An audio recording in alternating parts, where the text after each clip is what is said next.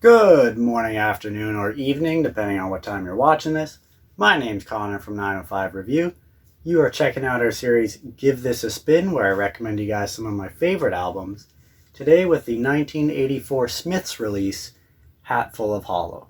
The Smiths were a British indie rock band on their way up after the successful release of their debut self-titled album, and Hatful of Hollow would be released in the same year on label Rough Trade Records. This is actually a bit different of a review compared to my other ones, as instead of being a studio album, this is a compilation rather, made up of 4 different radio broadcast sessions, 2 for David Jensen and 2 for John Peel. Due to rules set in place by the Musicians Union in the late 60s, only a certain amount of airtime on the radio could be dedicated to playing records, so DJ John Peel would invite artists on to do generally 3 or 4 song sets that could be mixed the same day and be used to fill the rest of the airtime. These Peel sessions, as they became known as, are now very iconic, and many notable bands have taken part in them, the Smiths being one, and a lot of these sessions were later sold as their own individual EPs. With that brief overview of this compilation out of the way, let's jump into the tracks. We open off with William, It Was Really Nothing, a brief, cheery, and upbeat tune, and the second shortest on the album at just over 2 minutes. The second single from this release, the song is often associated with Scottish singer Billy Mackenzie, as he was a friend of Smith's frontman Morrissey. Morrissey has said that this song is his stance on marriage being a sham, and it also correlates again to Billy Mackenzie, as when he had come over to America as a youngster, he got married there just so he wouldn't get deported. He would also later respond to the Smiths with his own song, Stephen, You're Really Something. And everybody's got to live their life, and God knows I've got to live mine. God knows. After this is the swinging What Difference Does It Make? So what difference does it make? Oh. Just an absolutely classic Smiths song. All the instruments are on point. Morrissey's vocals are on point.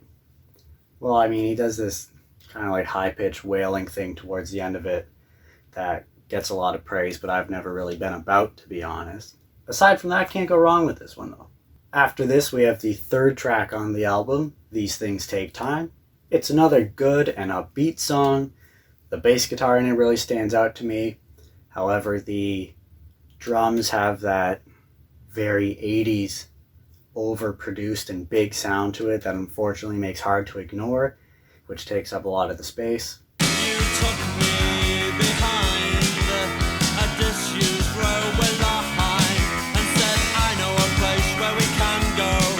The song itself deals with 2 lovers of different levels of maturity, experience, and confidence. We then get to This Charming Man, the band's most successful single in their history. It's another upbeat, jangly tune with a nice bouncy bass line to it. I would go out tonight, but I haven't got a stitch to it. Next we have the track How Soon Is Now, the first Smith song I ever heard and the one that got me into the band thanks to my brother. Regardless or not of whether that's the reason, this is my favorite Smith song all time. It helps that it's so completely different from anything else they've ever put out. A spacey, reverberating guitar riff leads the way before a second wailing one joins in. That is criminally vulgar. I am son and heir of nothing in particular. Supposedly, Smith's guitarist Johnny Marr forgets how he even got his guitar sounding that way, and has never even been able to replicate it perfectly. How Soon Is Now is significantly longer than any other track on Hatful of Hollow, and much less formulaic. On top of this, it was interesting to learn that the guitar riff inspired the X-Files theme.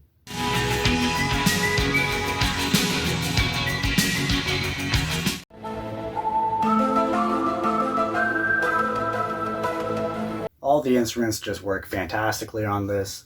Everything comes together so beautifully. It's pretty much as perfect a song you could hear. Getting back into the more typical Smith sound, we reach the 6th track, Handsome Devil. It's energetic and upbeat, certainly one of the band's more rocking songs on here, and one of the closer instances of them bordering on post-punk as the genre was just reaching its end.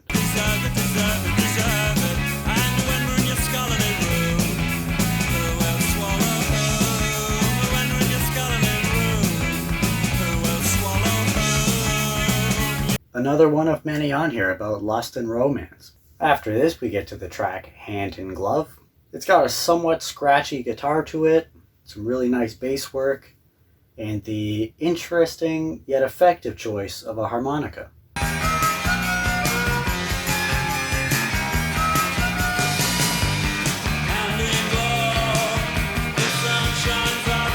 Oh, you missed my part and everything? Kicking it off with another harmonica song, we close the first side of the album with the track Still Ill. England is mine, and it owes me a living. Ask me why, and I'll spit in your eye.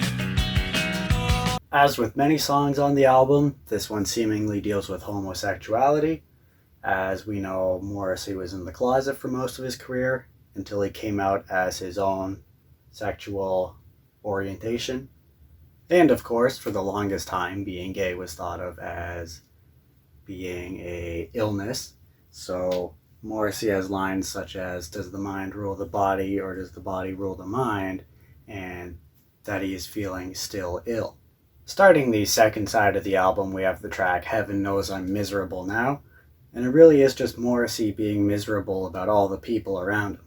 It starts off much loungier than all the other songs, and even when it picks up, it still has this certain sad sway to it. I was looking for a job and then I found a job, and heaven knows I'm miserable now. After this is This Night Has Opened My Eyes, to me one of the very best tracks on the album. And I'm not happy and I'm not sad. What an incredible song, honestly. It feels very melancholy, or maybe just sad. Down but not dreadful. I love the part of the guitar in this song. I also just learned that it's based on the play A Taste of Honey, where a sailor impregnates a young girl and then doesn't return. After this, we get to the fairly funky You've Got Everything Now, and it's a very lyrically spiteful tune at that. You've got everything now, and what a terrible mess I've made of my life. Next is the fun and upbeat Accept Yourself, and it comes at you so fast it's hard not to get hooked on it right away. Every day you must say, so how do I feel about my life? The song strikes me as saying quit worrying about your past failures and focus on yourself at the moment, because unless you accept yourself now as you are, right now could just be another time that you look back on and regret. That is to say, it's not urgent to make the most of your time. I mean, you could at least stick around to the end of the video first. This certainly is a great song on this release though. We then get to the 13th track on here, Girl Afraid. While it is a rocking song, it's a pretty cute and funny one too, as a girl and a guy who are interested in each other are overthinking every small little detail that the other one does. She said he never really looks at me. I give him every opportunity. The next song we have is Back to the Old House. It's about having memories for a place you used to be, whether literal or not, and the people you used to know and care for there, and having mixed feelings about it all. This is the softest, or at the very least most delicate, song on the album. I would rather not go back to the old house. We now arrive at Reel Around the Fountain, a song with a nice driving bass line to it. You made him old. It's about losing your innocence as you start to grow older and experience more of life. And the closing track, the shortest on the album, we reach Please, Please, Please, Let Me Get What I Want. The look I've had can make a good man turn bad. It's a nice cozy tune to send us off with. Lord knows it would be the first time. Lord knows it would be the first time.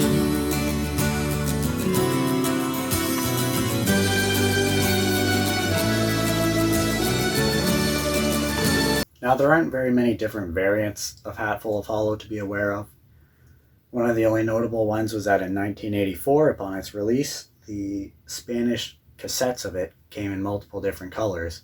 So be aware of that, all my cassette collectors out there. Aside from that, there was a 1993 European release with the album split onto two 10-inch records as opposed to the more common 12-inch. One last thing to note is that opposed from this artwork you see here, starting in 1986, they did a zoomed in version of it with just the portrait, as you'll see here.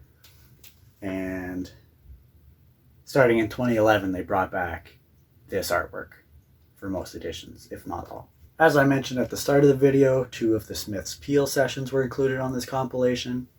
A list of the 125 best Peel sessions was put together by the people who knew John Peel the best, and the May 18th, 1983 Smiths session was included on the list. This was a session that included Handsome Devil, Reel Around the Fountain, and What Difference Does It Make, the 3 versions that we went through today, as well as a performance of the track Miserable Lie, which did not make it onto Hatful of Hollow. And this 4-song performance would later be sold as its own EP. Hatful of Hollow would go on to receive tons of praise, some publishers even giving it a perfect score. However, voting on the album isn't exactly unanimous.